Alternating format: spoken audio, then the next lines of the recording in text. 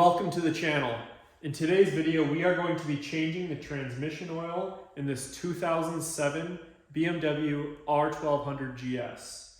Doing this procedure, super simple. Some tools you're going to need are just an 8mm Allen and a 19mm wrench.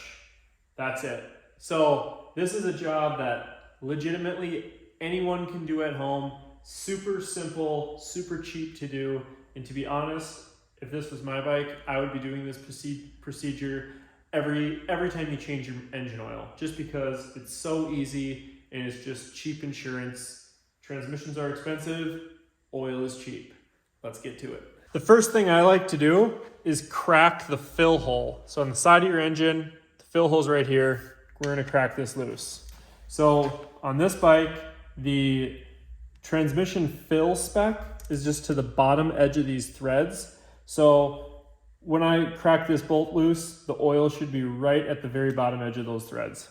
So if you can see it on camera there, the oil is right to the very top of those threads, just enough where it's not coming out. You can kind of see the shininess of the oil there and all the gears and whatnot.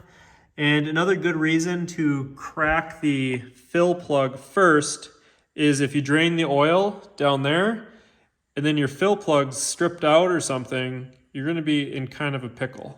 So the drain plug is right there. It's a 19mm hex. So what I like to do is just get that loose, and then we're gonna slip a funnel up in there, and then so the oil doesn't just run all over the center stand. Then you can see kind of what I got going on there, and the oil coming out actually doesn't look all that bad. Now that this has finished draining, we can go ahead, remove our funnel, and replace our drain plug with a new crush washer.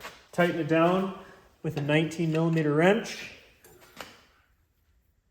And then we can go ahead and fill our transmission up just as much as we really can get in there with the bike level on the center stand. So you can see I got the oil filled up right to the bottom edge of the threads. So it's starting to leak out, and I'll just let that drain as much that comes out of there as comes out of there, and then I'll throw the fill plug back in, and we're all good to go. That easy. Thank you so much for watching, and if you haven't already, please subscribe, and as always, have a safe ride.